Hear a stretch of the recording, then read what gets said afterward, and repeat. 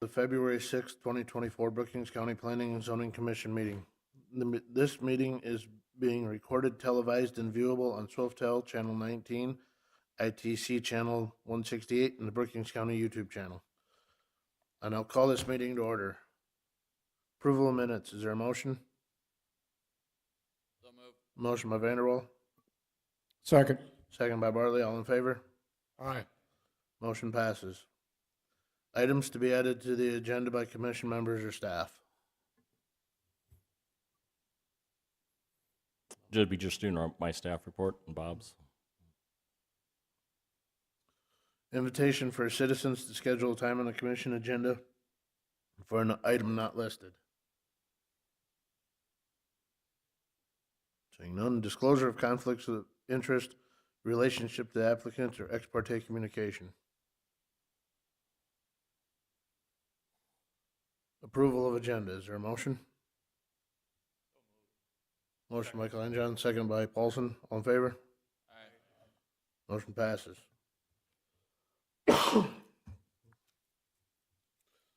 We will now convene as the Brookings County Planning and Zoning Commission.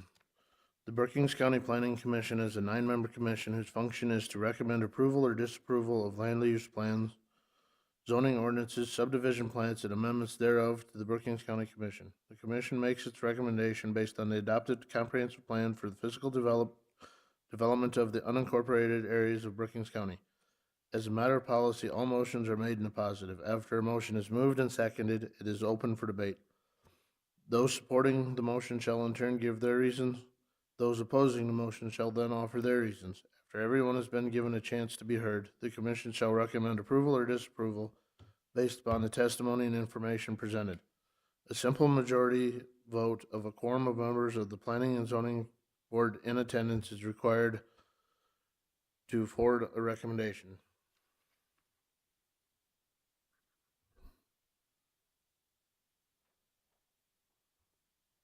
Consideration of plats. Yeah. It's just right here. Same thing. Yep. Agenda item 2024 pre-plat 001 preliminary plat of homesteads in the Marsh Edition in government lots 2 and 3 in section 15, township 112 north, range 47W, the 5th primary in Brookings County, South Dakota. Richard, would you go through what we need? Need a motion. No, sorry. Is there a motion? Motion by Jensen. Second. Second by Vanderwall. Hold on that. First and second. I'm off tonight. Yes, 2024 pre-plat 001, James and Jeannie Ness have submitted a preliminary plat for an 18 non-lakefront lots on the north side of Lake Hendricks on the property that they own. The property for the proposed development was rezoned from agricultural to lake park on November 7th, 2023 by the Brookings County Zoning Commission with a recommendation from the Brookings County Planning Commission from their October 3rd, 2023 meeting. Preliminary plat has the information requirements as listed on page 2.1 of the Brookings County Subdivision Ordinance, Article 2, Subdivision Application Procedure and Application Process, Section 2.03, Preliminary Plat Approval, and Brookings County Zoning Ordinance, Article 4, Chapter 4.03, LP Lake Park District, Section 4.0303, Density, Area, and Yard Regulations for non-lakefront size, minimum of 20,000 square feet, and the setback requirements. There is a proposed detention pond located in Block 1, Lot 9 in the southeast corner to control runoff from the adjoining property.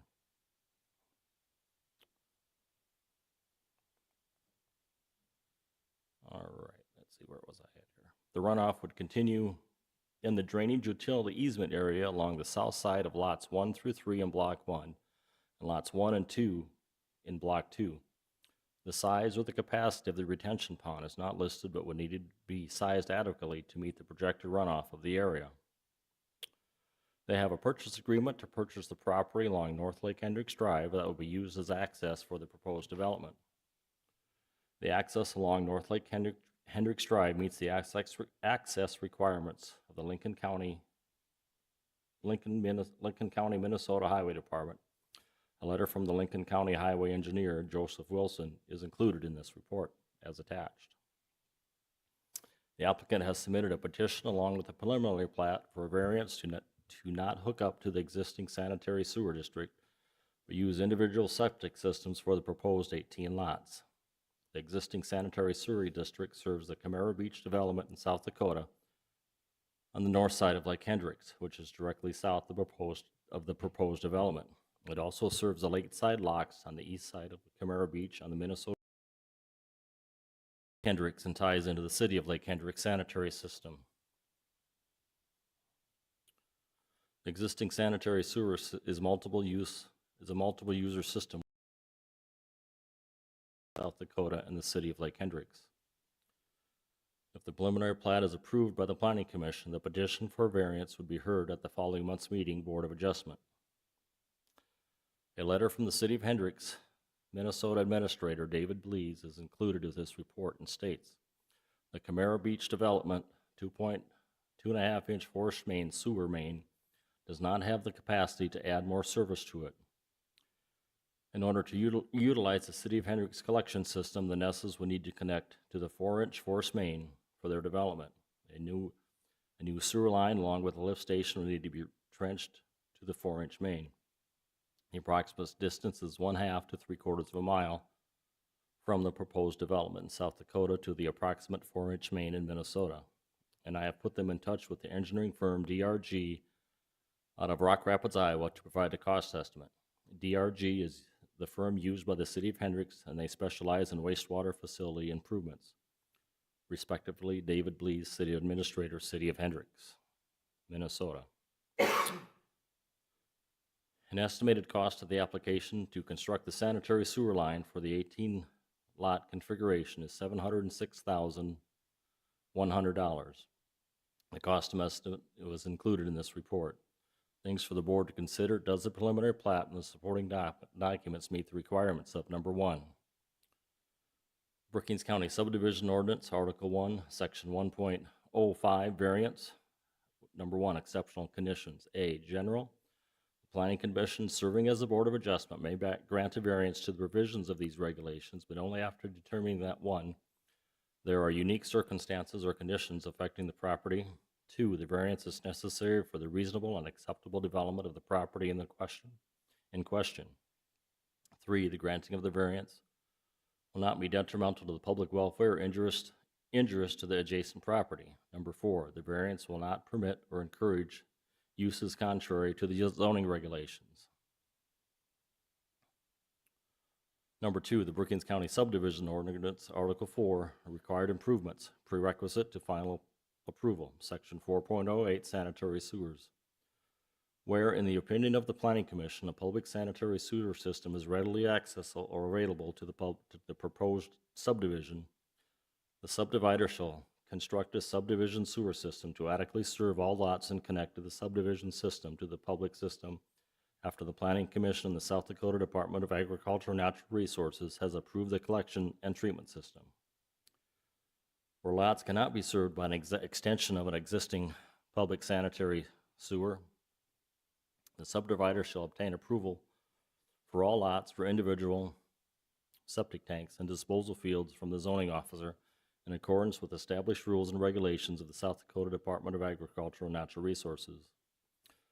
Number 3, Brookings County Zoning Ordinance, Article 4, Chapter 4.03, LP Lake Park District, Section 4.0303, Density, Area, and Yard Regulations. Number 3, all residential and commercial users requiring sanitary, sewer, septic services shall connect to a wastewater treatment system in accordance with the following. B, septic systems are required to be installed over all cabins and homes in all lots containing 20,000 square feet or more, unless the property is connected to an approved sanitary sewer district.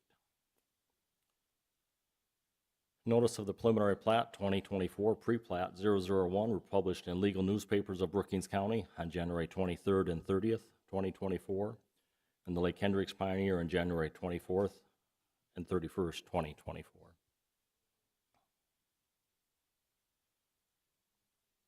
This is his proposed development. This is the lots coming in, two cul-de-sac divisions, Block 1 and Block 2. They each have 9 lots in there.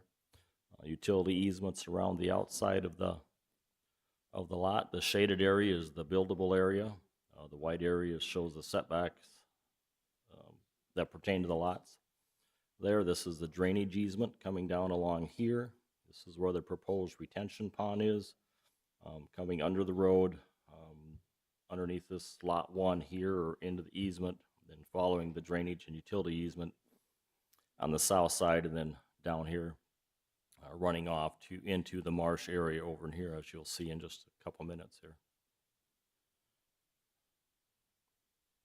This is a beacon map with the proposed lot overlay on it. This is the proposed lots on there, or the way it shows now on the beacon map. This is where the proposed retention pond would be, coming across and falling down along here, and it would empty into, or be a slow drain into this marsh water area right here, which also goes into Lake Hendricks. It's just a beacon map showing the Lake Park District, the yellow area. This is a floodplain area. The area is not in the floodplain there. This is the letter to the board seeking their variance request, stating their reasons for requesting the variance.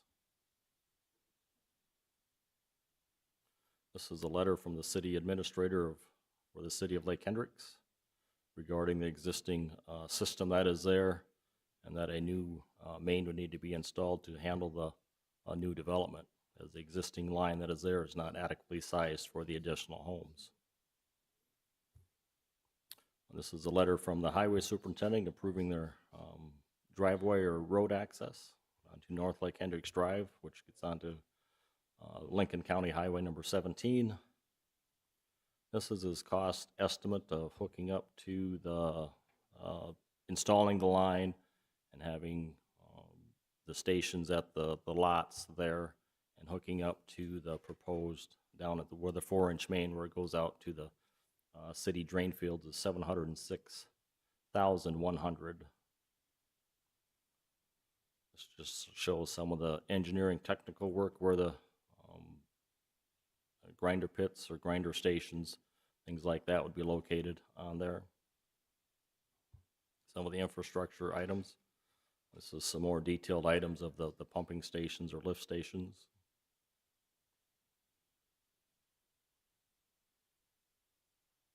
And this is just another map showing the bottom of the page, I believe, the area where the existing lift stations are in the houses that they serve. That's all that I have, and the applicant is here this evening, so. And please step forward here, clearly state your name into the mic.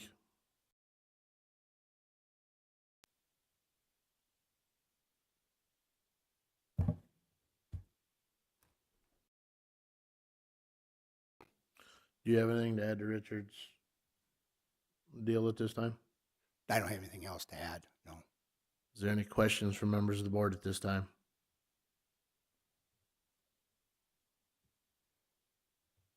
I would assume, Mr. Ness, you understand this evening's just an approval of the plat, and the variance request would be heard next month, so discussion about the septic system versus the required sewer system hookup is kind of mute this evening. It's basically the plat for the discussion. Sure. You're aware of that?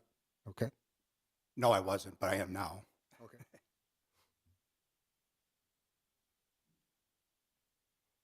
Are there any other questions?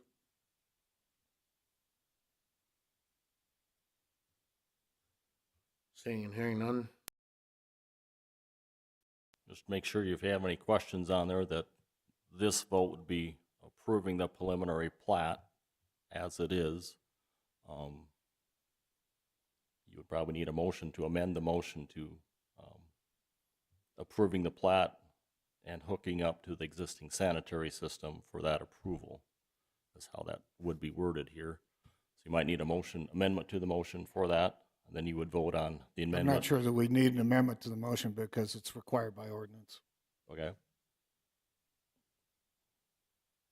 So as it would sit now, the preliminary plat, if you approve it, would be required to hook up to the sanitary sewer district that is there.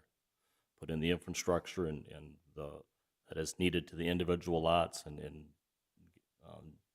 form or join the existing sanitary sewer district in South Dakota, the one in Minnesota, and or the city of Lake Hendricks. Would all have to sign off on the approval of joining the sanitary district. And those plans will need to be approved by the appropriate state authorities on there, and with their engineering firm would have to supply those out to the Department of Agricultural and Natural Resources for their review. Then if you approve this, and Mr. Ness would like to apply for the variance, continue on next month, then we would notify it in the paper.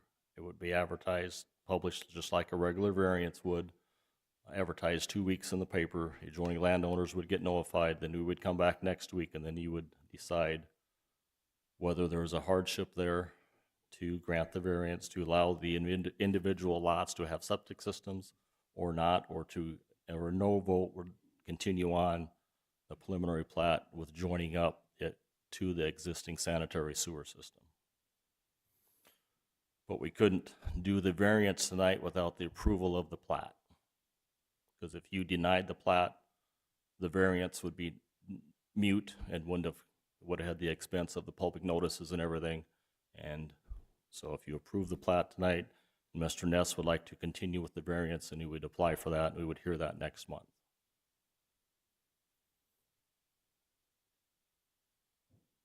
So that's what we want to do. Do you understand that, Mr. Ness? The process? So I have to reapply for this, Well, this was just for the preliminary plat. Yep. And then next month, if they approve this and would have to hook up to the existing sanitary sewer system, if you want to apply for a variance to see if the board would go along with your request, then we would reapply, and then we would advertise that. We would hear that next month. so I would have to send letters out to all. Nope. Okay, That is done by our office. The only Okay. time you had to send letters out was for the rezoning. okay, We take care of everything else on this end now. okay. So When would that meeting be? it would be March 5th, I believe. Fifth? Okay. Yep, you would have to apply by a week from today, by February 12th, I believe, would be the Is there deadline. other additional stuff I have to supply? No, you just have to fill out the application, and we would, if there's any more information you want to provide with us with that, you could provide that. Otherwise, we can use the information you provided here. Or if you want to add additional information to that, you could supply that at that time. Okay, I understand. And so it's kind of a two-step process, the way we have to do it here. So Thank you. does the board all understand? Okay. Yep, all the lots meet the 20,000 or exceed the 20,000 square foot requirements, and they all meet the setback and the build requirements of front yard and rear yard of 25 feet. The side yards are 8 feet. The cul-de-sac radius is as per the ordinance on there. They have the utility easements on the back side of the lot there and or the front side, just depends on how where they want to run those, but those are noted so it meets all the requirements of the subdivision ordinance. So, and they're coming out access to, they have a purchase agreement with the adjoining landowner where the driveway is here to, on the South Dakota side and or the Minnesota side, I'm not sure how far it goes there, to get on to access North Lake Hendricks Drive. So, then that goes out into Lincoln County's County Highway 17.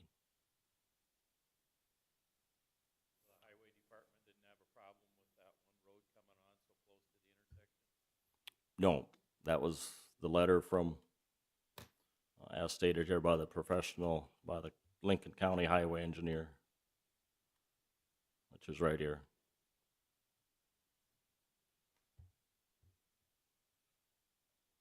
This letter is regarding access to the new development on the north side of Lake Hendricks, West County Road, Highway 17 in the north half of the northwest 1/4 of Section 15, 112 North, Range 47 West. As a Lincoln County Highway Engineer, I recommend the access is connected to North Lake Hendricks Drive. This is the safest location for access. The engineering guidance shows that reducing access points and providing good sight distance leads to fewer crashes, therefore lowering potential of injury and property damage. The connection to the northwest side of Lake Hendricks Drive should be as perpendicular as possible when a minimum of 100 feet from County Highway 17. An easement may be necessary if the access is crossing any property not platted as a public road. Joseph Wilson, Lincoln County Highway Engineer. So the driveway would have to be 100 feet back from County Highway 17, the access point, and then, so.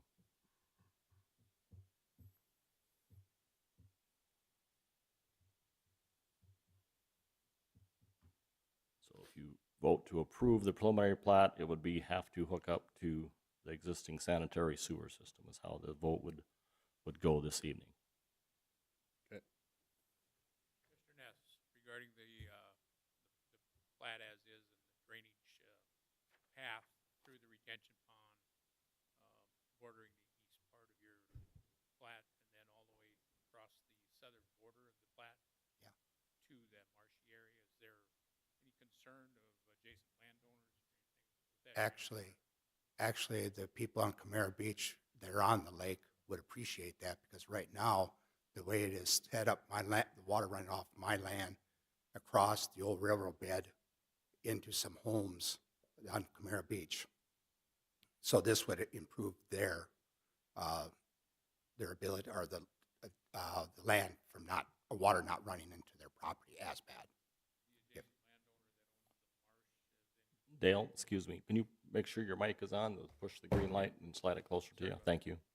is there any issue with the adjacent landowner that owns the marsh area?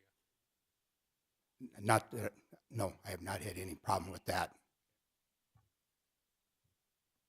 I've had discussions with him and he has never brought that up.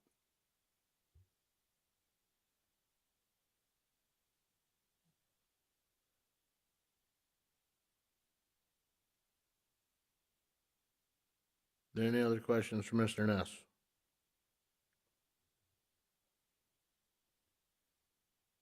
Hearing none, Richard, would you call the vote? Bartley, Aye. Paulson, Aye. Storhog. Aye. Excuse me, I didn't catch that, Dale. Aye. Kleinjohn, Aye. Vanderwall, Aye.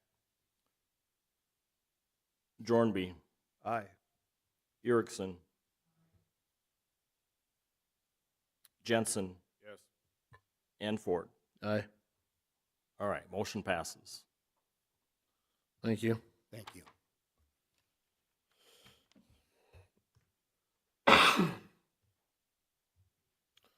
Moving on, agenda item number 9, public hearing, proposed changes to ordinance.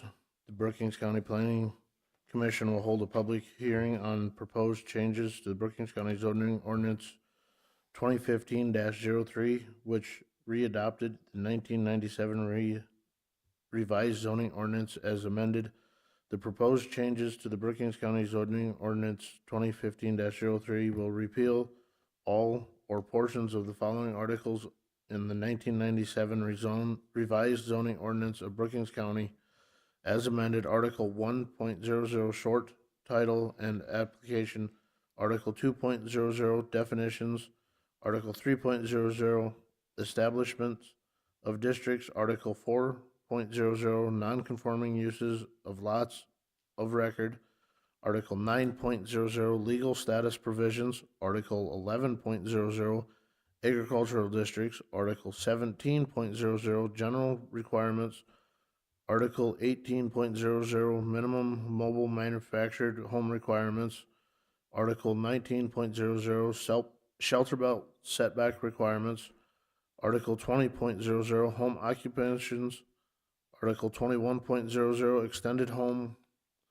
occupations, Article 22.00 concentrated animal feeding operations, Article 23.00 wind energy systems requirements, Article 24.00 Transmission Pipeline Risk Protection Overlay District, and replace all the articles with Article 1 General Provisions, Article 2 Definitions, Article 3 District Requirements, Article 4 District Requirements, Chapter 4.01, A, Agricultural Land District, and Chapter 4.07, Transmission Pipeline Risk Reduction Overlay District, and Article 5, General Requirements, and Article 6,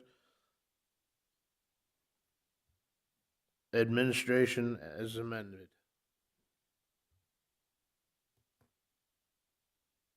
Do we have to take a vote on that? Yes, you need a, Is there a motion to hear this? So moved. Motion by Vanderwall. Second by Kleinjohn. all right, we'll go, it's in one motion with all the articles and everything together. We'll go through each individual ones, and I'll go part, then Luke will, if he has anything to add on there, we'll add the changes that we went in through there, and of why there were changes, I guess, or the needed for the change on there. So we'll start off with Article 1, the general provisions. If you want me to introduce them and roll, and if you just want to scroll through, that's fine, Richard. Okay, yep, let I me can get take back. it. Let me get to the right spot here. Sure. While Richard is pulling that up, I'll note for the record who I am, Luke Muller with First District Association Local Governments. As you're aware, I've been involved in this project for better part of a decade, working on this. This has started somewhere in the neighborhood of 2017. As you're well aware, we've had multiple listening sessions dating back to that time. Comprehensive land use update was done at that point. Prior to that, with multiple suggestions of how to handle the update to the ordinance, subsequently readopted all of the current ordinance just to make sure it's in one place. The motion here winds up combining what was somewhere in the neighborhood of 20-some articles down into 5, and then consolidating them into the 6 that we have. And what they're broken down into is this Article 1 that we're going to talk about is just the general provisions. These are mostly recitals that tell you that this is in fact a zoning ordinance because state law says that it is, and it combines and references back to the comprehensive land use plan as well as state law. Certain conditions into there, as it says, some of those things have changed. Really the only thing that changed is not a change, it's something that moved. It's the violations and penalties section, which was in the administrative section, gets moved up to here. Otherwise, for the most part, it's what you've had in the past. It just cleans up some processes on how to handle your zoning map. So with all reality, we've talked this through. There really isn't a lot of substantive change, really not even a lot of discretion on what we wind up having in these. The next chapter, I'd even tell Richard, I don't know that you need to jump in and open it because it's your definitions. Unless you've got a favorite definition you'd like to take a look at and have us gnash over, that's all it is. It is the definitions. We went from a definitions list that probably was in the neighborhood of 7 pages to, if I had to guess, I'd say that's probably closer to 20, 25 pages now, and that is to limit the amount of discretion that we wind up having and exercising, because I think that you've experienced those cases where you have to make the decision kind of on the fly at a meeting, and this is intended to make it black and white when people show in, and in this case it's orange and black. But that is essentially this section. If there's a definition you want to go to, we certainly can, but for now I'll just tell you that's the definitions. Article 3 is also a very simple article. That is just the list of zoning districts. We didn't add any new zoning districts. We just consolidated them. Let me take that back. We just put them all into one place. This does, Richard, correct me if I'm wrong, but is this the non-conforming section as well? Is that in this section? Yes. So the non-conforming uses is in this section. For those of you that don't know, that is your grandfathered uses. Don't ever tell anyone I use that term, because in zoning, we don't like to use that. Non-conforming means you can continue them.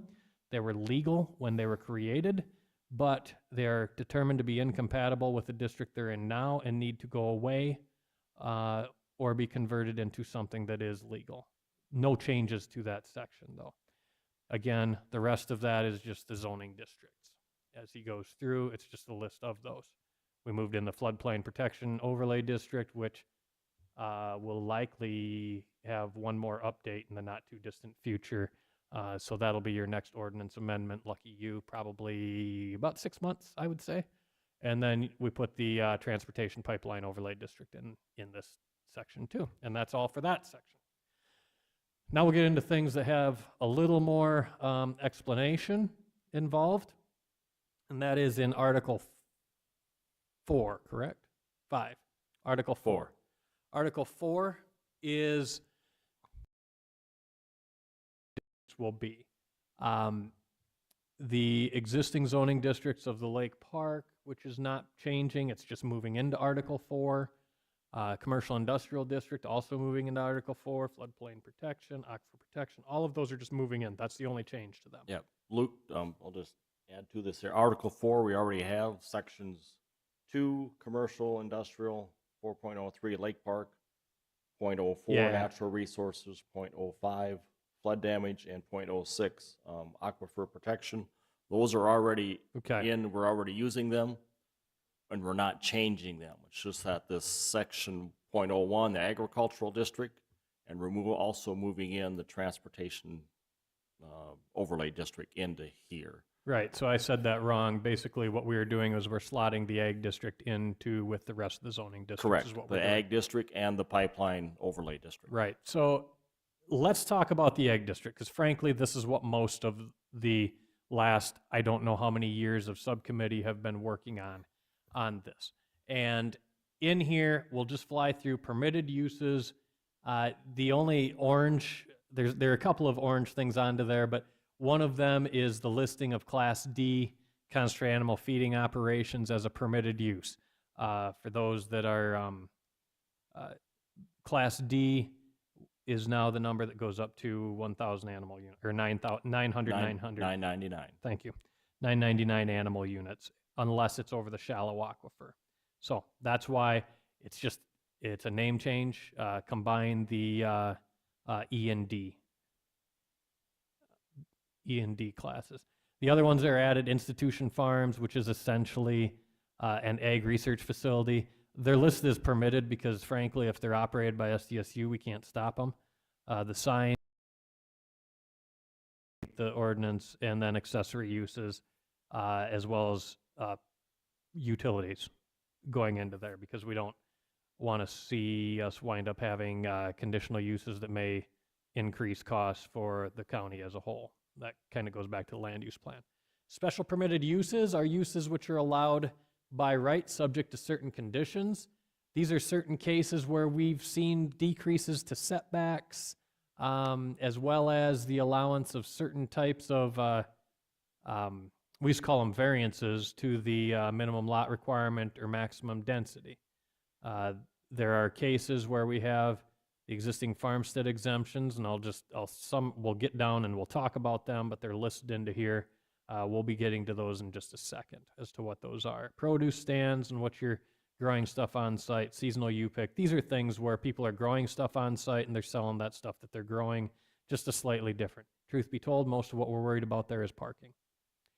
Home occupation, operated in the house, and we've got one other exception to front yard setbacks for ag structures. Again, rather than run people through variances, if we know you're apt to be issuing those, and what we did is we figured out a number that essentially we haven't seen a denial as long as the road authority is okay with it, so we set that number there, and that's what the conditions were. Moving on to conditional uses, you see several of them listed into there. I'm not going to go into them all, but basically what you have is some of them were just moved into here because they were listed in other places. There were new things that we've had asked of us, and really, generally speaking, the board over time has said, yeah, those make sense, but we're not going to go out of our way to do it. Well, we're at the point now where we're updating the ordinance, and that's what wound up happening and putting them into there. added the sale barns, added Met Towers, private campgrounds. Again, all of these were things that were discussed in previous permit requests, things like that.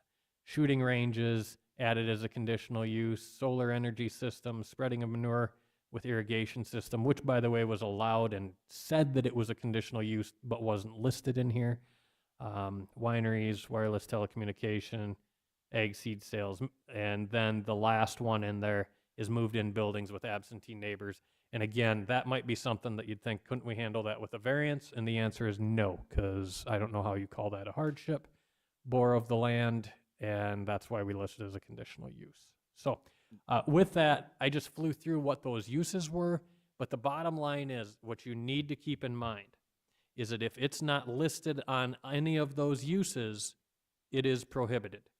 That's why we went through and went to great effort to list as many of those things as we've heard of, and the group, the subcommittee, as well as the planning commission, and in previous listening meetings, found that yes, these make sense. Some of the others we've heard of in the past don't, but we want to allow the door to be open to those things that are in the orange if they weren't already. The rest of this doesn't make a huge change to much of anything. It just has a table into there instead of just having them listed randomly. So that just gives you that, consolidates setbacks into setbacks and so on. With that, I think that pretty well covers that entire district, except for we did add some standards on access locations out in the ag district. So with that, from that, that is that district. And I think we'll just keep on rolling rather than take it one part at a time so we can get to the public hearing here. Let's go on to the transportation pipeline. I'll just briefly note, unless I'm wrong, No. there's no changes to that, correct? That's just Correct. moving it. So from that respect, I don't think it's worth wasting a lot of time on that unless someone wants to rehash it. Even a no vote winds up keeping it in there where it's at. It just moves it is all it does. That portion of the ordinance, of course, we had a PHMSA grant on, and we really vetted that one. So that one, whether it's and that covers all pipelines, whether it's natural gas, liquid, or a hazardous pipeline such as the CO2 pipelines would all fall into that. So And the big thing is there is the consultation zone. Letting the gas company, or not necessarily the gas, but getting in contact with the pipeline company and letting them know you're going to propose to build within a certain area, make sure they have the setback requirements like this here, showing their consultation zone. If you get too close, they're going to say no on there. We just need bringing you aware of that, and we need their written approval to build in that area from them for you to build in that consultation zone. So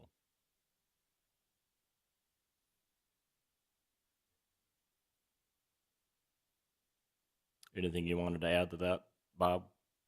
Yeah. I mean, it was designed to open communications between the landowner and whoever owns the pipeline that runs through there. And so far it's been working pretty good. We've got one excellent case study that we've actually taught at the national level conferences on, showing that this type of ordinance does work for Brookings County at least. Yeah, we just went through that on a building that we're putting in. We had to consult with the pipeline, and it was very seamless. Not an issue at all. Yep, good to hear that it's working out there.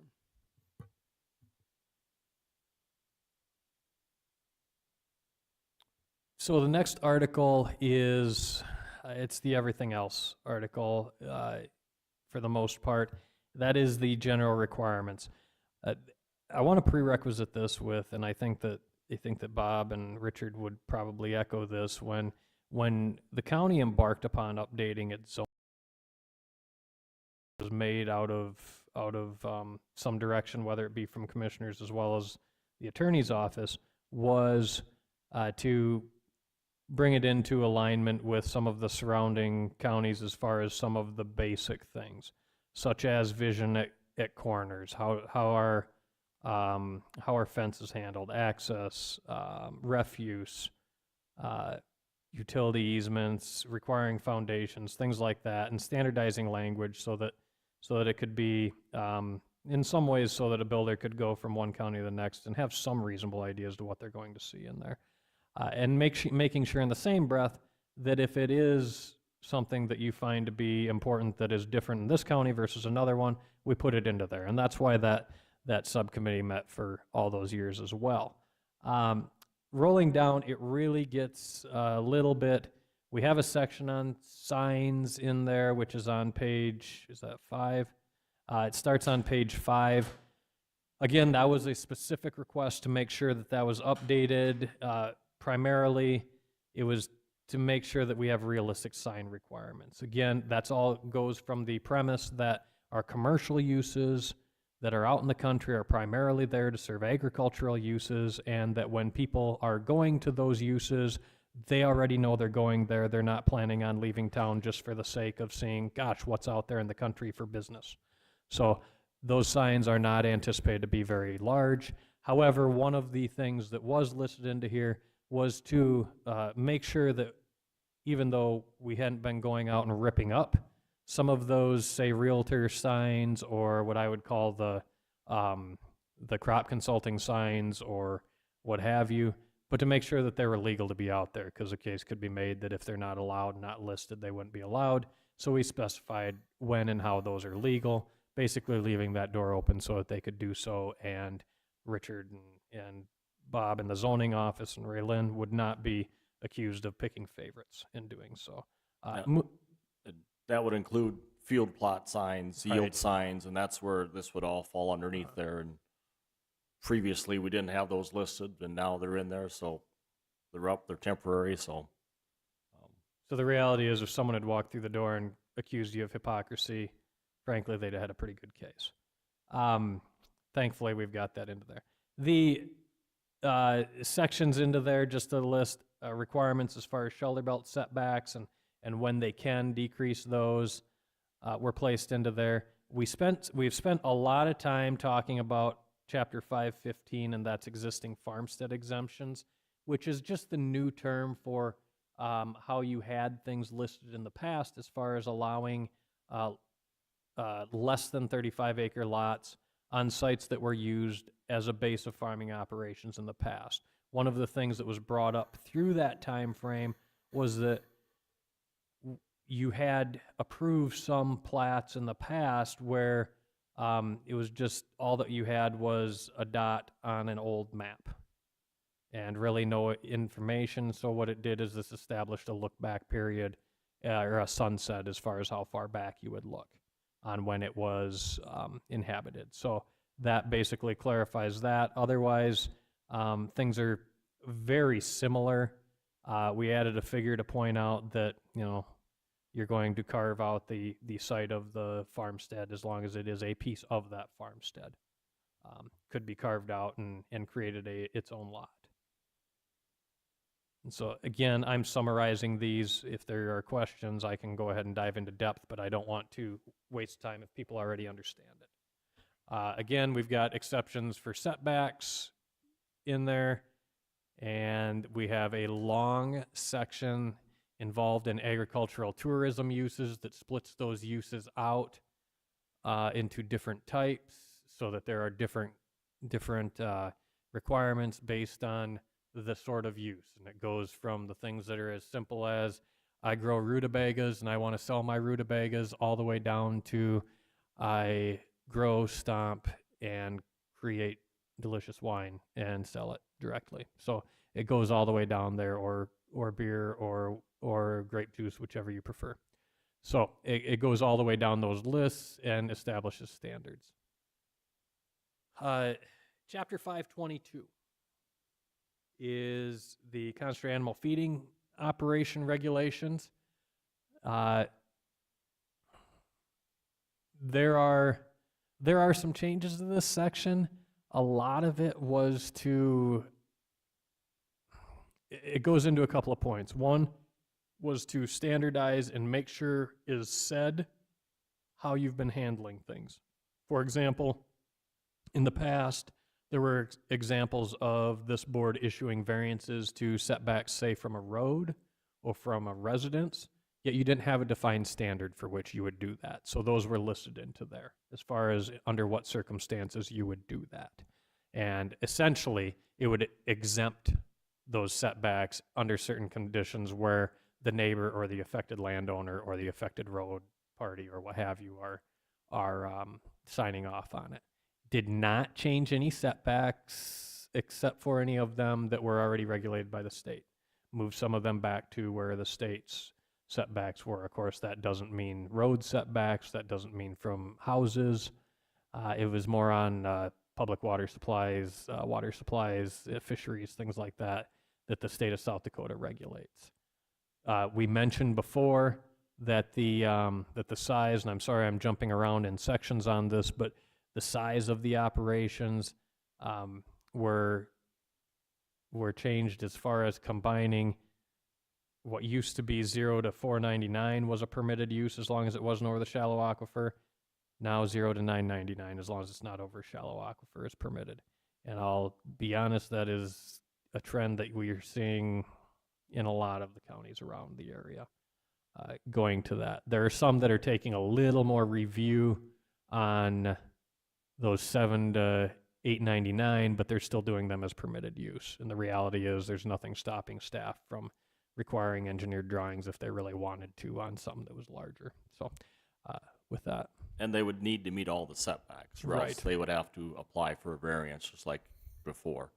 If they don't meet this, if they meet all the setbacks, they can come in, we can issue them a special permitted use form, and they're good to go. But if they don't meet one of the setbacks on there, then they would have to apply for a variance for that specific one. And Yeah, the reality is a lot of these rules were written with the intent to make them black and white and limit as much discretion as you need to have, because you know that those are the ones that we spend all sorts of time on in public hearings. If it's okay to be less than a half a mile from a neighbor, as long as the neighbor says it's okay, well, let's just make it the rule then, if we're going to grant that variance every time. And that's really what it came down to in there. Aside from that, there were not a lot of specific changes in there. As I said, the bulk of the orange that you see in that section is based on the exemptions and specifically spelling them out that are just above this page. And then below it, there's just a recital on haul roads, which we'll probably be talking about in the open session later on after this, as far as some other counties that don't pay attention to haul roads as well as you guys do. So as far as that goes, that is essentially that section. And again, if you want to jump into questions, you can, but I'd say we probably just wait on those. want to just go over the existing operations if they want to expand, and where the Oh, that is a good point, that figure. right on this new chart that, or diagram that we've Point. This chart, and we referenced non-conforming uses earlier. There is a category of non-conforming uses or a differentiation from that in what's called a non-standard use. And a non-standard use is a use that existed at the time of the ordinance and is expanded in a manner that doesn't exacerbate that problem, doesn't make it worse. And that's essentially what this section says, is that if I've got, in the best example here, the yellow square on that is a house that we would have to measure the setback from. And at the date of the adoption of this ordinance, say in a month from now, the feedlot is already less than the setback. As long as that feedlot does not jump a class size, nor get closer in any way of any of the things they're building, they could either A, rebuild, or B, add other structures that are out there. Again, as long as it's not jumping a class size, as long as it's not 900 today going to 1100, something like that, they could just add on as long as they are not getting closer to it. So again, essentially what it's saying is that it's there now, it's good enough. We'll allow it to expand until it needs another permit. And again, the idea there is that we don't want to make it non-conforming, because frankly, that's something that our ordinance and land use plan is trying to protect our existing operators out there. So that's where that comes from. So if they were right now at 700 head and their building needed to be replaced, they could expand it up to the capacity up to 999 In that location. in that location. Or farther yes. away. Yep. Yep. As long as it didn't get any closer to the. Mhm. I think what I would suggest, let's go to page 32, extended home occupations. You had extended home businesses.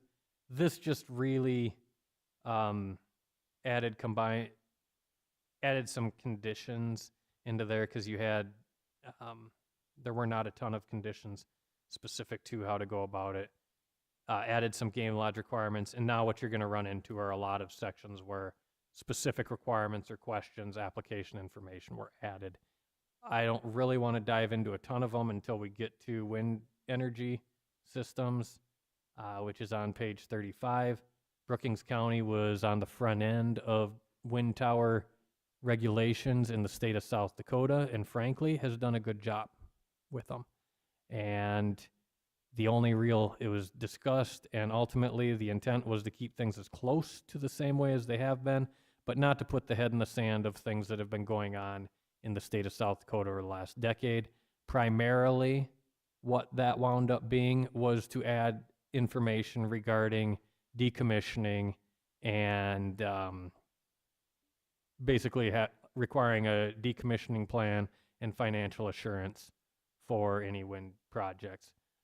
And that was the main thing to add on to there, was to make sure that those things were added into there. The intent there is not to duplicate anything that the PUC is doing if they are requiring it, but to make sure that it is a requirement. So if the PUC wasn't already going to do it, Brookings County will do it. Met towers, these are some conditions on meteorological towers. Those are basically the ones that test whether or not certain atmospheric conditions are appropriate for certain types of energy. Next section is religious farming community. It was something that was discussed. And this section is modeled off of a lot of planned unit development ordinances, as well as manufactured home setups. Of course, it's not the same thing, but it just kind of underscores that this is not new ground, but it's just kind of laying things out. It's also modeled after some applications you've had in this county in the past. The gravel operations section was a section that was hammered out with the county and the city here a couple of years ago, specifically for joint jurisdiction. No efforts were made to overhaul what was done there because it was widely agreed upon by all those entities. Scrolling down, the shooting range requirements on page 49 and 50. Let's go down to solar energy systems. Solar energy systems are becoming more and more common. Although we haven't had a ton of requests in the state of South Dakota, we've had a lot of interest. I can tell you that I've seen requests, or at least informational requests for information in at least 5 counties of our 11 that I work in. And Cottington County, Grant County, Roberts County have all adopted wind regulations. Dual County has. I do not recall if Hamlin County has quite yet. Minor County has. And the version that's in front of you is very similar to each of those counties that have adopted them. I can tell you Clark County is poised to do to adopt theirs inside of the next 2 months as well, and it'll be very similar to this as well. It just goes through. It's set up and intended to be somewhat similar to a wind farm process and questions that are asked. However, they are different. With set up setbacks from certain uses, does require certain things that ground cover, buffer setbacks, plans on managing weeds, rodents, things like that.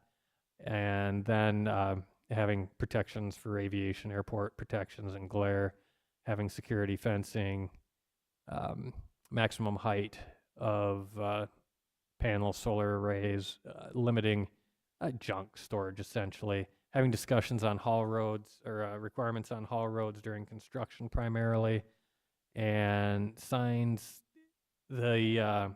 One component that, again, we talked about in the wind farm that was added, in this component as well, decommissioning plan. Generally speaking, that takes the form of establishing what it would cost to remove that project, and then establishing some form of financial assurance. This ordinance allows, estimates or expects a $2,500 per megawatt annually for the 30 years or until the funds are sufficient to do so. The other thing that's gone on, this is what a lot of the counties have adopted. The other thing that's gone on, the PUC did, in one case out in Rapid, for what it's worth, did say that the other option would be, another option that they chose was to say, tell the company, you figure out how much it costs, and you put that money up front at the time, within 60 days of finalizing your design plan. And I do think that got hammered out a little bit more, but for what it's worth, that's it. You do have the discretion at the time of issuing the permit as to whether or not you want to require a letter of credit, you want to require a bond, you want to require any other financial assurance that you deem necessary, because in my examples and experience in wind farms, I went through the permitting of, I believe, five different companies, and they wanted 4 different types of financial assurance. So I want to leave that discretion to this board, the attorneys at the time, because frankly, it's going to be between the attorneys and how they prefer to do so at the time. Right, we would go off with the recommendation of our state's attorney and go from there is what we would put in the findings with what they're comfortable with.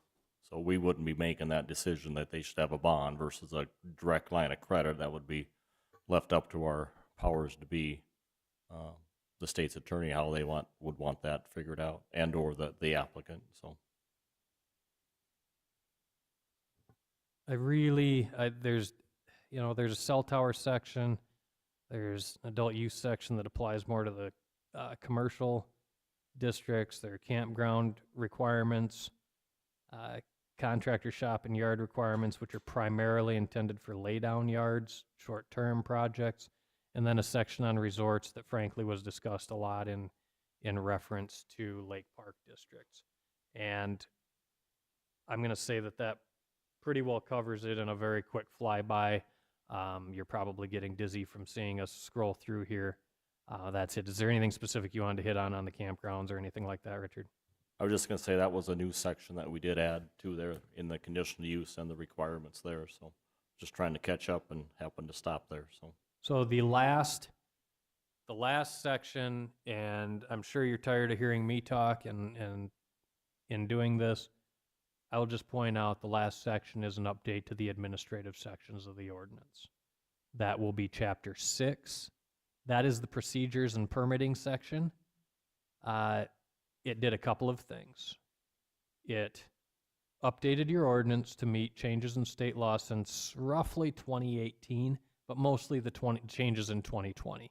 There have been some updates there. It listed special permitted uses and a process for handling those. It created and added some terminology with regards to appeals of decisions of the Board of Adjustment as well as the zoning officer. It added a definition of who has standing to make those appeals, again, based in state law.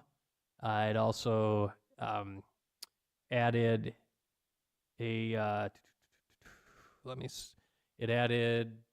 would be the primary thing. And then from a day-to-day standpoint, what was really changed was to change you back to what you used to have from a notice standpoint.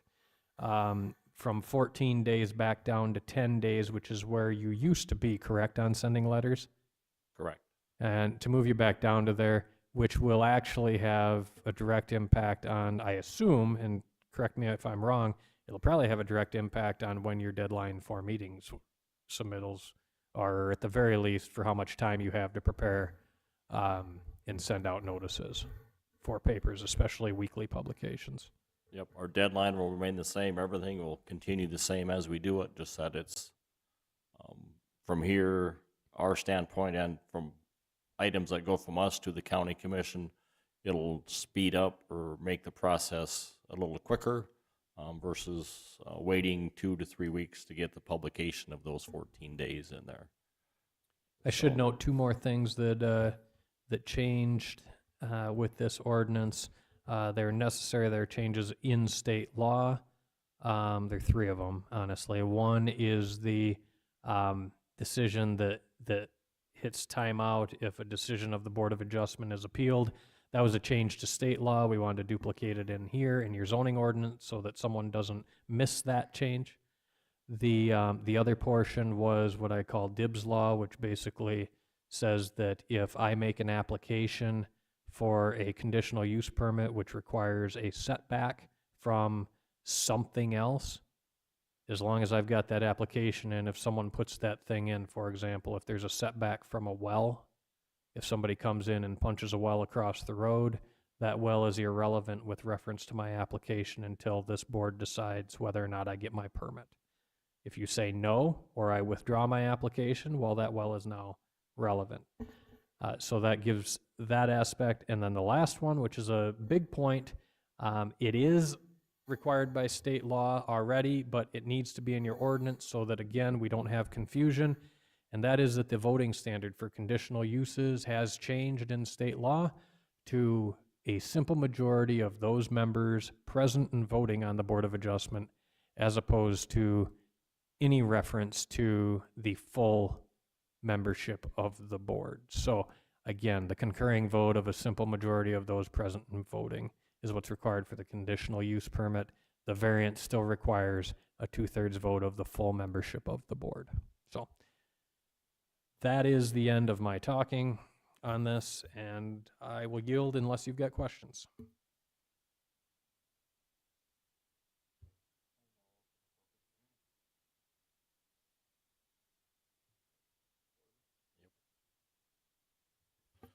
I'll now open the public hearing portion of this. Is there anybody in the audience that is for this?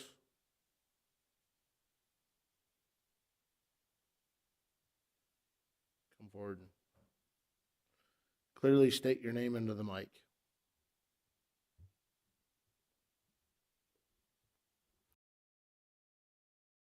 Bergen. I'm with Missouri River Energy Services. We are a municipal power agency headquartered in Sioux Falls, South Dakota. And I just wanted to address some concerns, if this is the appropriate time, that we have with Article 5 on the solar energy siting language, beginning on page 56. A little background to Missouri River Energy Services while he's pulling that up. We are a not-for-profit municipal power agency. We only serve municipal electric utilities, which are cities that own their own electric utility, Brookings being one of our members. We're not-for-profit, our members like Brookings are not-for-profit, so we're always exceedingly cost-conscious because all of our customers are also our owners.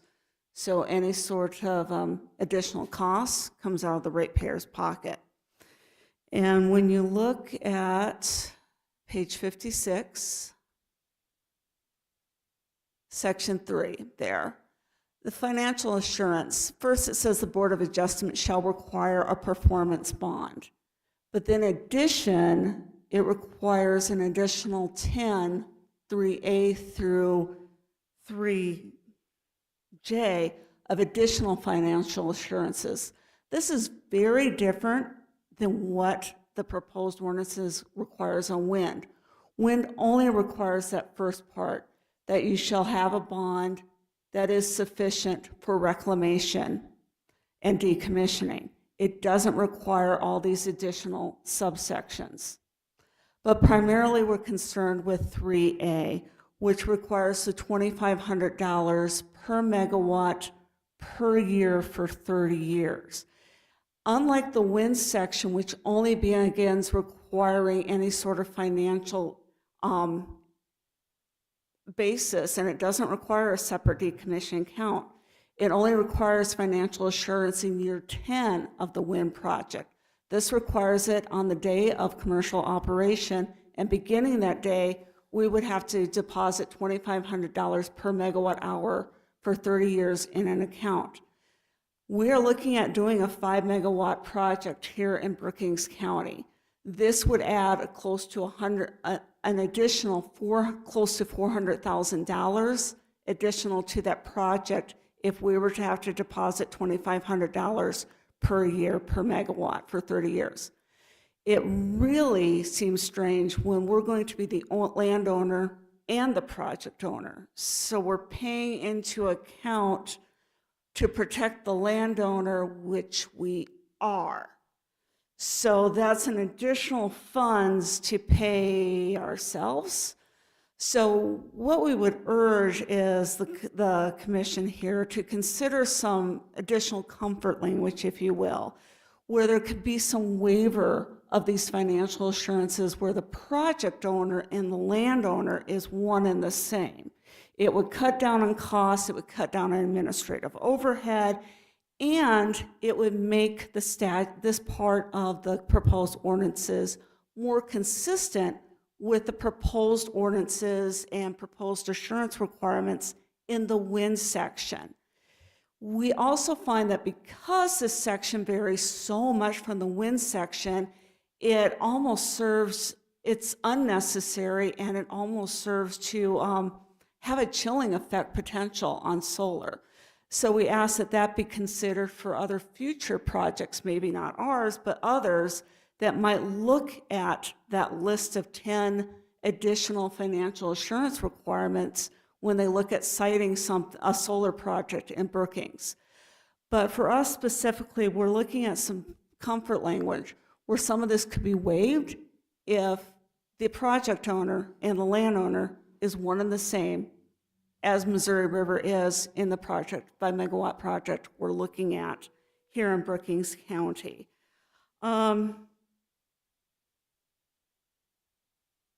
Just looking at my notes. And yes, I've covered everything. Thank you. Thank you. Is there anybody else that is for this or against this? May I ask a question? Go for it. Thank you. Just a quick question. You said if you're the owner, solar projects have actually the ownership of the land versus lease of the land. That I don't know. I can tell you that we're working on a solar project near Marshall, Minnesota, and again, we are the owner-operators of the land and the project. So there's possibility that there are projects that are on leased land. Yes, there's both are possible. Okay.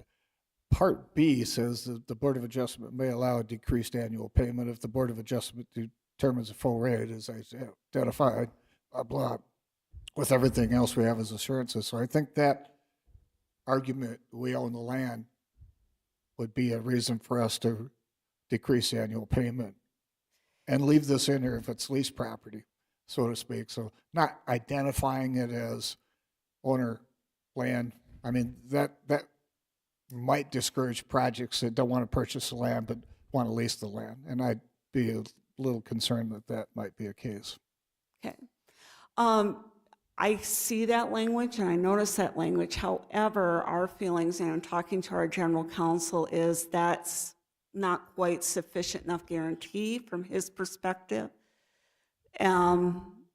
that we would not be required to pay into that account. I'm a little confused. Why would this be sufficient if they ask for a decreased annual payment? Just because it might not be allowed? Exactly. Exactly. You want to make these determinations before you sign on the bottom line. But you understand my concern about an opportunity for a solar farm that wants to lease the land. We could also decrease the annual payment there. So it's an option on either piece of property. So specifically, take a landowner out seems a little bit like we're playing favorites here. See what I'm saying? I don't know that it's paying favorites. If this is to protect the landowner and you are the landowner, why are you putting funds into an account to protect yourself? Sounds like it says that you can't sell the land later and lease it back. There's nothing to say you can't sell the land later and lease it back. It would be the same with wind, yet we don't require this with wind. You can own the land with wind. But we don't have these additional requirements with wind.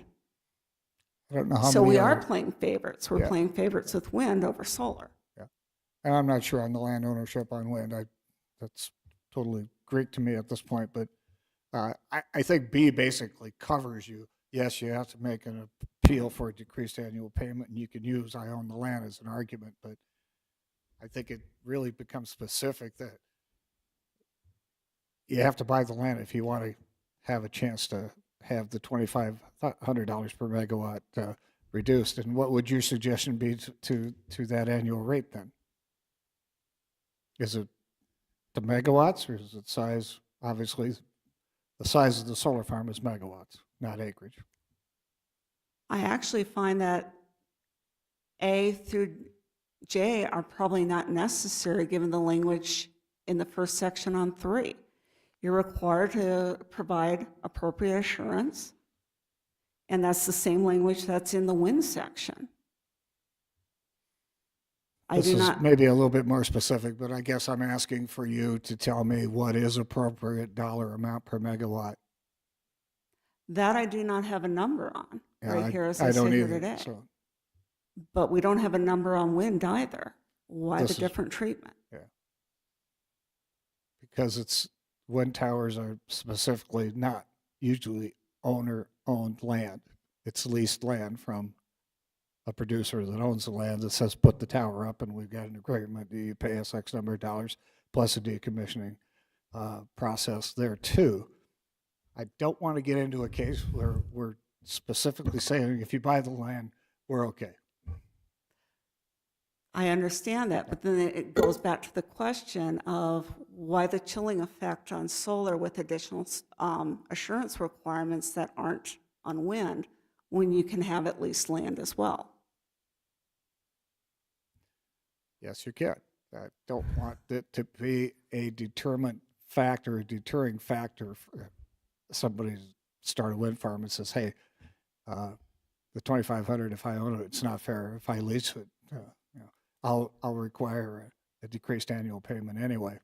So why not just require or request a deferred annual payment? And if you think the $2,500 is too much, what's the figure?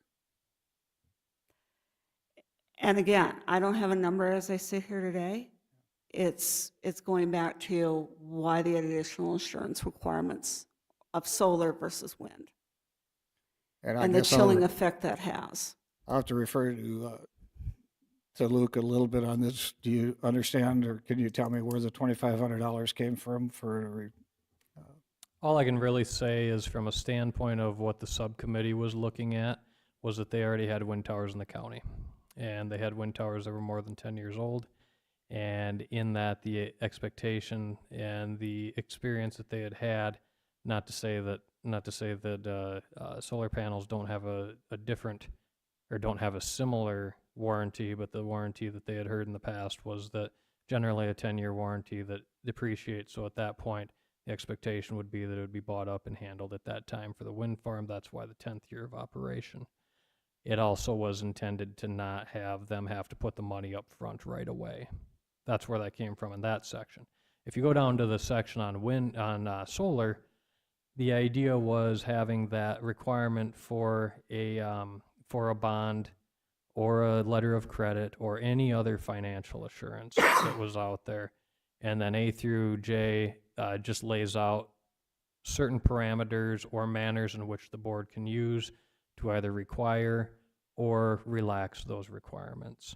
It requires an expectation of $2,500 a year per megawatt until there is enough money in the account to cover the decommissioning. So that way, that company does not have to front all the money on the front end, but they do have to, by the time they get to whatever point they would get to that full decommissioning value, then they would have to then they could stop that at that point, as it says, until enough funds are sufficient to meet the cost of decommissioning.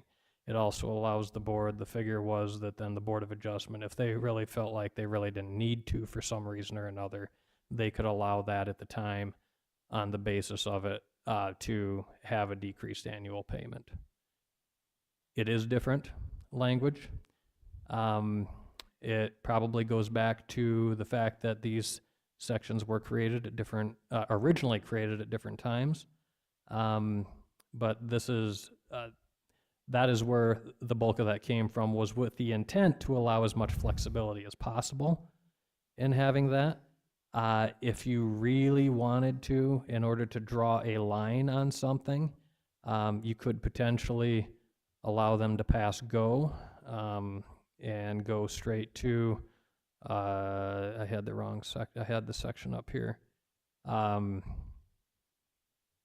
thing that could be a possibility is that the Board of Adjustment could make the call, or you could even write it into here, that you could write an exception into letter A or even into 3 that indicates that you would skip all the way down to letter G in the case where the applicant owns the land on which the project is going to be located. At that point, then it becomes a little bit more close to what is in the wind farm requirements. Mr. Chairman, if I may, the only problem there is if you own the property, and we learned this from the wind towers, just because a company constructs a solar farm doesn't mean they're going to keep the solar farm. We've seen wind farms completely sell out to a different wind company. So what assurance would you have that this company's never sell to another organization that may not be as good as your company? Having been involved in multiple lawsuit meetings and deposed several times in wind farm requests, I can tell you that you undoubtedly will hear at a hearing, if you have that exceptionability, you will hear that fact brought up, that they could sell the project itself, regardless of what's put into there. Right, wrong, or otherwise, it will be brought up at a meeting. I don't know that that needs to warrant more consideration than what this person in front of you was saying, but I do want you to be aware that you're going to have that come up if that is in there. Frankly, it will either way.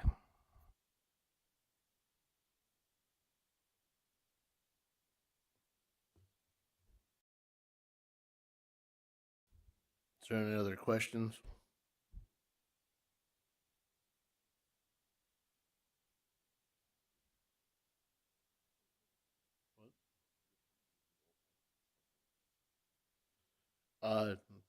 Is there any, I think that should be it for now on the discussion part of things here. Is there anybody else that is for this? Is there anybody that is opposed to this?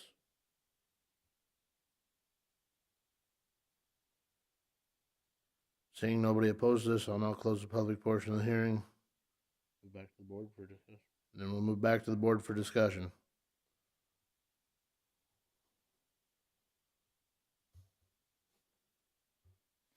Just a quick question, and is, got no serious answer where the $2,500 per megawatt came from. So obviously, if we have a very large solar request, that could be pretty expensive. But at the same time, would it be possible to say the decommissioning account is to be funded by a project owner annually at a rate of, to be determined by the Board of Adjustment, rather than decrease, be allowed to decrease? I mean, it's the same thing, except for we just don't have a figure, so to speak. We just to be determined. And we take off item B. So they come in and they say, look, we want to put $1,000 in for 30 years. That's our request. And we say, well, it's not going to be it'll be 1,500. Okay, that's decreased. That's set it at what determines I don't know what it costs to decommission a solar farm. Obviously, it's real quick to remove some panels that are towers and wind blades and concrete structures that go 20 feet in the ground. Obviously, it's concrete pads that solar structures too, and some cables. So I would imagine decommissioning is a lot less expensive than decommissioning a wind tower. Would that be correct? Yes, please.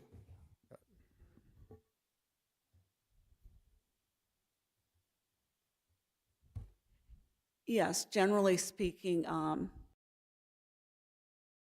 going to be less onerous to decommission than your standard wind turbines, which have cement pads, et cetera.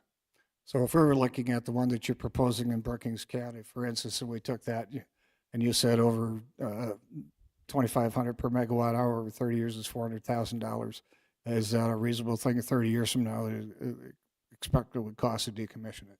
I don't know how you put an actuarial table together to tell us per megawatt what it takes to decommission. There's probably numbers out there that could be provided to the Board of Adjustment to say this is the life expectancy. We expect it to be 10 years. As they said, some of these things have to be decommissioned.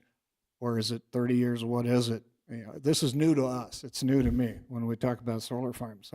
I encourage you to do so. I don't want to make it onerous to do that, but there's a lot of unanswered things to me. And this amount is one of them.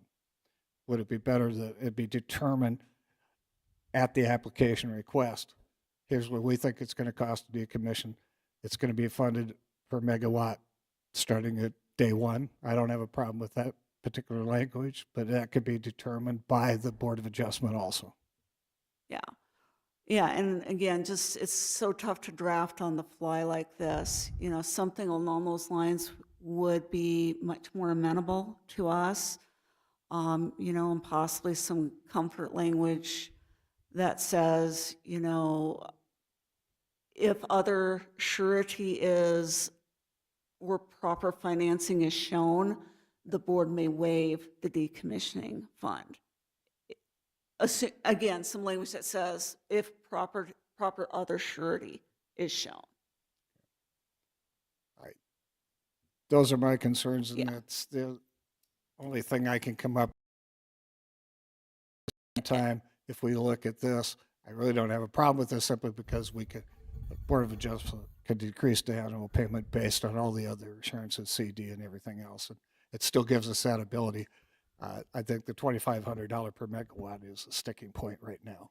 Yeah, I think your suggestion of some language along the lines that at the time of the application, the amount to be paid into the decommissioning account may be determined at that time. And along those lines, I would also suggest some language that says, and the commission, the board may waive the decommissioning fund provided appropriate and firm financial assurance is otherwise given. So if we had a surety bond, for example, if we already determined it's going to take this amount and had a proper surety bond purchased from the appropriate financial institution, that may be sufficient. And in the event that there was a sale, as Luke had mentioned, is that a transferable bond, Luke? Are those, we make them? That'd be a Transfer. great question for your attorney at the time. The the reality time. is, I think that there are two things going on here, and I want to try to give some comfort, or at least the ability that I think to very simply work our way out of it. I hope that it's correct. First thing I want to point out, $2,500 per megawatt is not a magic number. It is a number that has come from, there was a case, I don't believe it was in this state in which that was what they used. I don't recall what it was. I remember when we drafted this template like in 2019, but it was an example. But the reality is the idea was rather than having it all required at the front end or on a date specific to allow it to accrue over time. That was the first point. So the idea of we decide what that annual payment is, or that might work against you. I mean, it might wind up being the other way too. But I think the other point, one question in there, at least what I heard on the front end, was it reads a little bit like, we don't care what you give us, we still need a decommissioning account. That was not the intent. And so I think that letter A, and subject to the following requirement should be caveated to say if a decommissioning account is required at that point. Because the intent was to rely more on, we could require a performance bond, a surety bond, an escrow account, a letter of credit, a corporate guarantee, money bag buried in the hills. We don't care. We just want to have the ability to have money if there is a case that we can go take it down if they skip the country. And so we want some level of assurance. And so if the idea is that we specify that the decommissioning account, if a decommissioning is required, it is to be funded by the project owner annually at a rate, and do it that way. Does that make this board more comfortable, and that you're cool with where it's going to wind up? I'm happy that you take the $2,500 figure out because we're going to have an ordinance for 30. So if it requires a bond or whatever it is, you suggested it's transferable. Yeah, I'm happy with that language. How would you state it? So we make an amendment tonight and continue with the process to approve the ordinance. I just want to make sure we got the verbiage right if we're going to approve it tonight. I don't want to delay this. As I've said before many times, there's not a perfect ordinance written. We don't let the little things get in the way of approving things. At some point, we could change it if we need to later. So this will give us flexibility if we take the $2,500 figure out. I'll let Luke wordsmith it. Give me just a second and I'll have it. Would that be acceptable to you? As I know it's, Yes, if you probably don't have the authority to say yes or no, but I will concept. say that sounds much more worth thinking, because I think he said it better than I could. I think that is the sticking problem, because we're reading the first paragraph of A, you shall provide an assurance and a decommissioning account. That, I think, is where we're sticking. I think if I understand you correctly, that the proposal, that there's language, you shall require a performance bond or some sort of surety, including that you may require a decommissioning account, and then A, if a decommissioning account is required, a rate shall be set. I think that's sufficient. I think that goes down a long ways towards what we're talking about. I'm nearly there. that's why he said it better, because we pay him money to do that.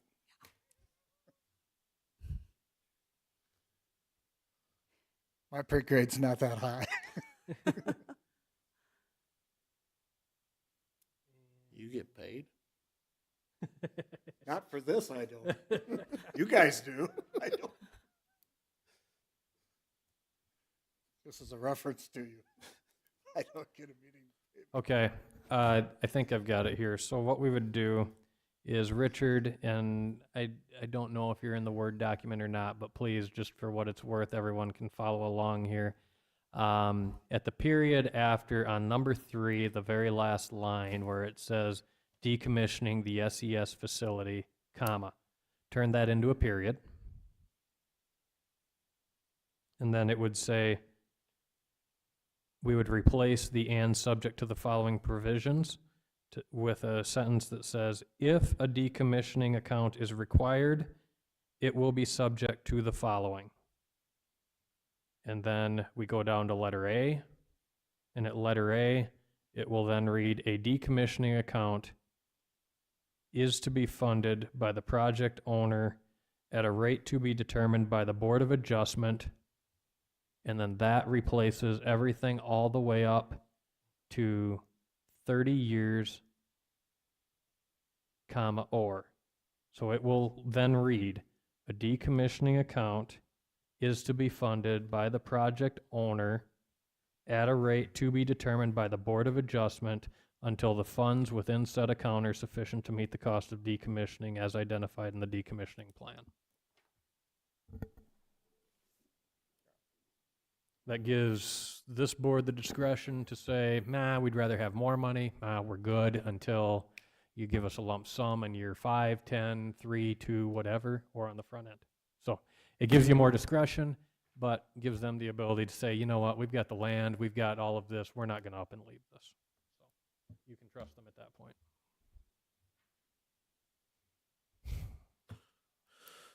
Is there any other questions or comments from members of the board?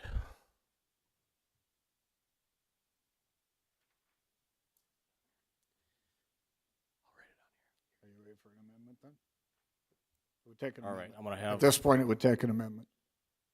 Luke is gonna write it down on our paper Word version. So we need an amendment to this, to add, change this evening? I think you could probably, if you're comfortable, you heard what I said, you could make a motion to amend it as read by staff, which is me, and then go ahead and voice vote on that. Is there a motion? So moved to amend that section as to how Luke read it. Is there a second? Second. Motion by Vanderwall, second by Paulson. All in favor? Aye. Motion passes to amend. Is there any other discussion? As the motion, on the motion as amended?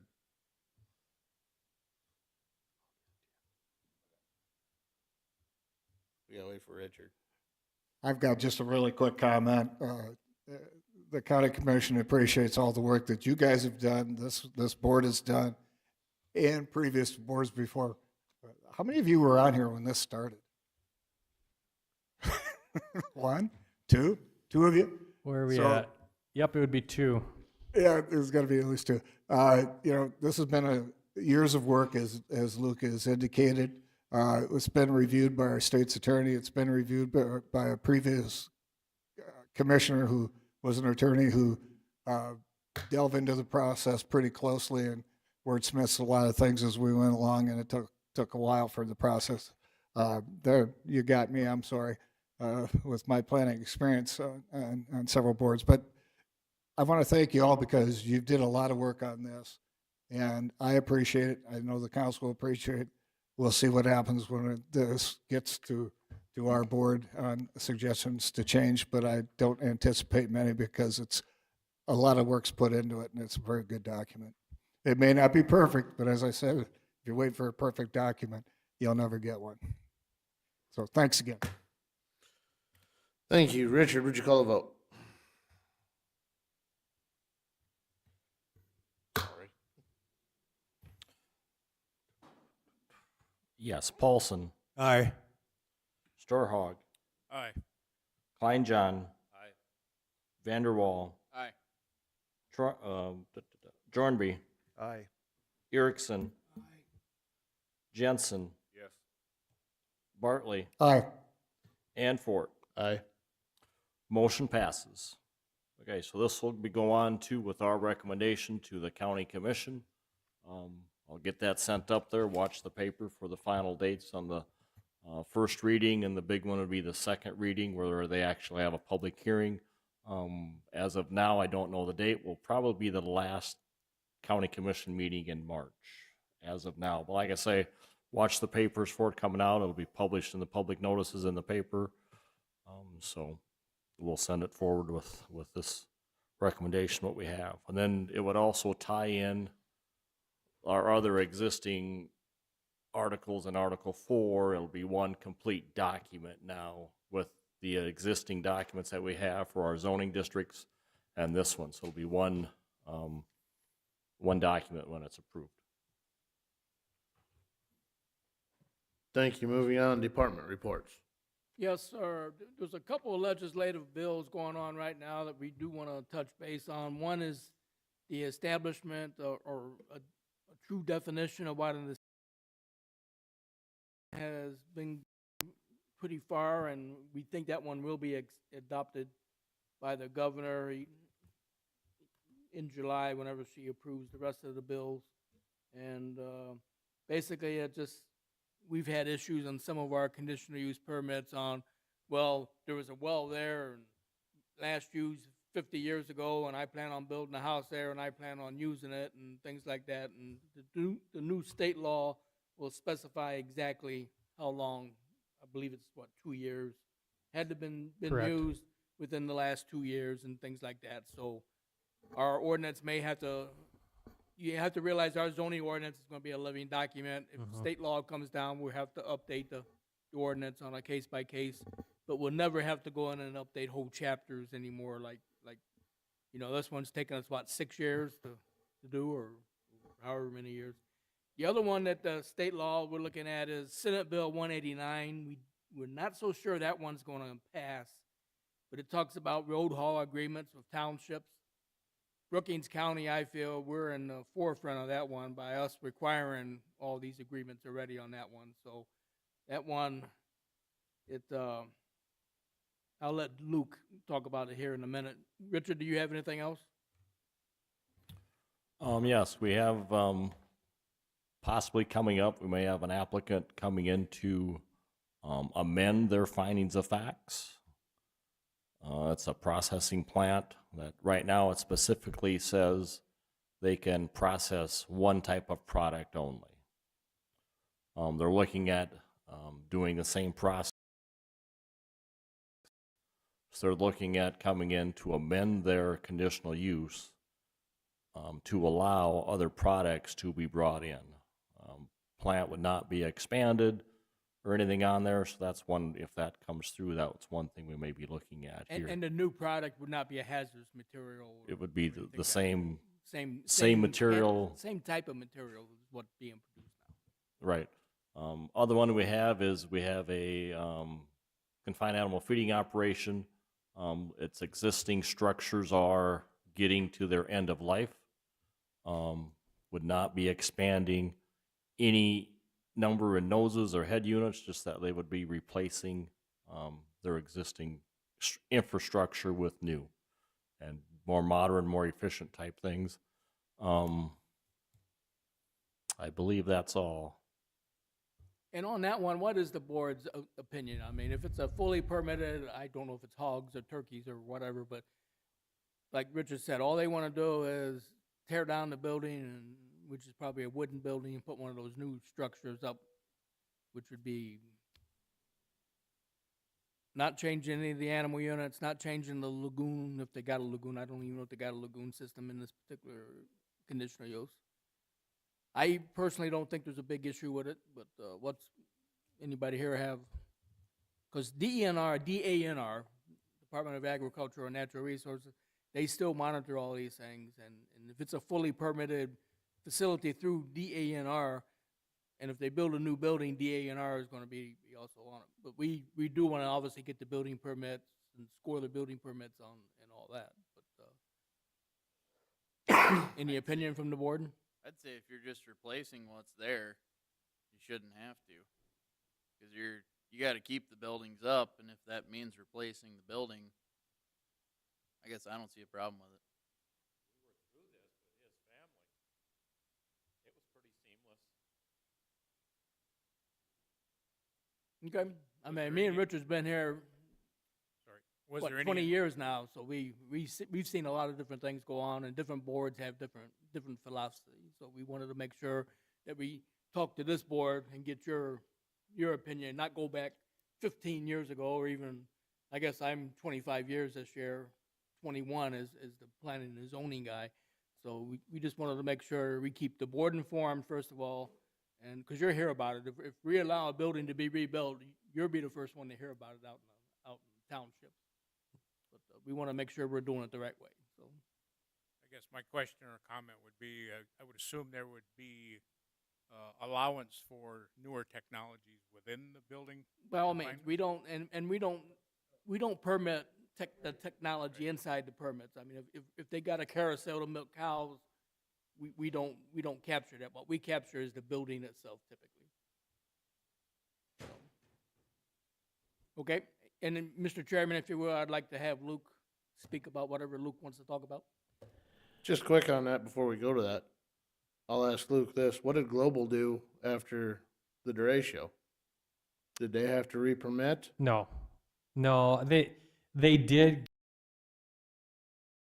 permits, but it was not necessarily related to rebuilding. It was kind of, I think they probably asked for a few more head, but it was mostly, they had a goofy thing go on with their manure operation. They combined business and all sorts of fun with that. So it's not a great example, but what I would say is that generally speaking, if I'm permitted for 2,400 head and I'm replacing the barns with something new, I was permitted for 24 head subject to a manure management plan and a nutrient management plan being approved by DANR. So what the heck's it matter if it's a building built in 1994 that was permitted by them or one that's permitted in 2024 and brand new? You're still requiring the same things, regardless of if it's me or Bob or someone from, heaven forbid, Oklahoma or something like that. So the reality is it generally carries forward all the way across. So That's all I had. If you will, I'd like to pass it over to Luke. I'll do a brief legislative update on those couple of items that Bob mentioned. The House Bill 1128, I wound up testifying on that one. Thankfully, I was able to do it via Zoom at 7:30 in the morning. And the point there wasn't necessarily even on behalf of the district, but just to let them know of examples that we've run into across the area where boards like you get to sit in that uncomfortable position of saying, well, yeah, it's a hole in the ground that water can come out of, but it hasn't been used in 45 years. It's like saying that 57 Chevy that's out in the trees is still a pickup. Well, it's a pickup, but it's going to take about 3 weeks to fix that thing up so it'll still drive. Same's true with that well. Do we still need to measure a setback from it? And ultimately what they did is they said rather than go county by county and use these, and the term weaponizing wells was used several times in that testimony by the committee members, saying that's not what the intent is. DANR was happy with the protections that are in place. East Dakota Water Development was happy with the protections that are in place. So based on, that's where Richard and Bob are coming from, saying that this is going to, that this so far has some pretty wide support as far as just kind of standardizing that language. The next one he referenced was a bill regarding township approval. Essentially, it was Senate Bill 189, including impacted townships on the issuance of a conditional use permit. And remind me, was it a haul road agreement or was it just flat out approval? Yeah, so what it said was that before you make application, you have to have a haul road agreement in hand with the township. Truth be told, this comes out of places that don't generally require haul road agreements or don't even think about doing so. So the reality is that I've been asked my opinion on it, and I've pointed out that for the most part, we've got counties that do work with townships. In some cases, flat out require them. In other ones, they just establish minimum standards that say that you wreck it, you fix it. We don't care if it's a county road, a state road, or a township road. And if the township cries foul, we're going to come in and arbitrate that thing. And you may lose your permit if you don't follow it. So we have counties that go all ends of that spectrum. But the bottom line is this would go a step farther and say that the townships have a little bit more, have more say in that, to a point where they could flat out deny it. And then the other option is to obtain an economic development grant pursuant to Section 1, which is established in this as a thing, yet I don't know what that thing is. I've not heard of the economic development grant that it's referring to. That's where Probably a lip. they was trying to make townships do their own zoning, is the way it was interpreted to me. Yes.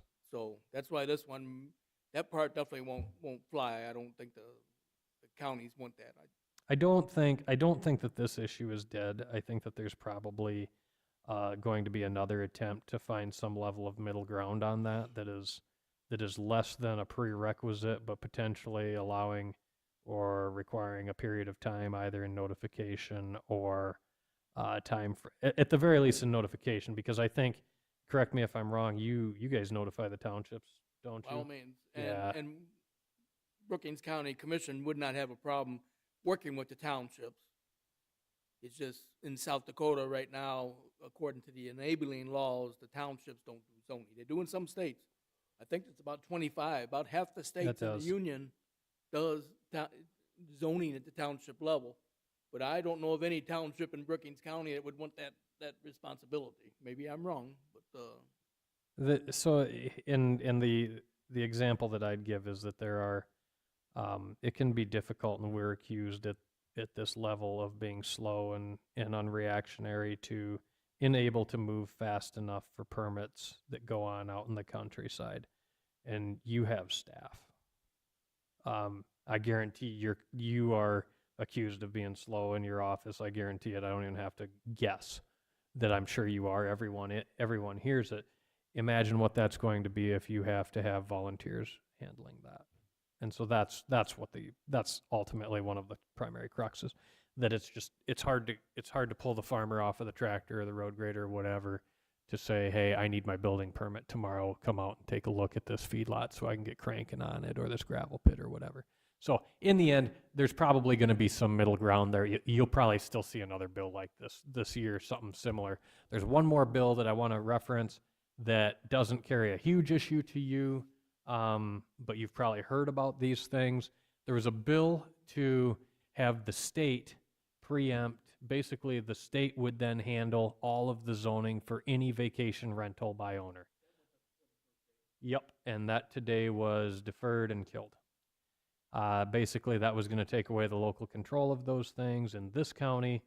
My understanding is that you regulate them. A single-family dwelling is a single-family dwelling, regardless of how long you're staying in it. And frankly, unless you plan on going and knocking on doors on Saturday nights, I think that's a good way to handle it.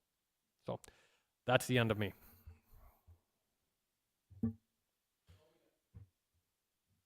Thank you. Is there any need for? Okay. Is your motion to adjourn? So moved. Motion by Vanderwall, second. Second. Second by Paulson, all in favor? Aye. Meeting adjourned.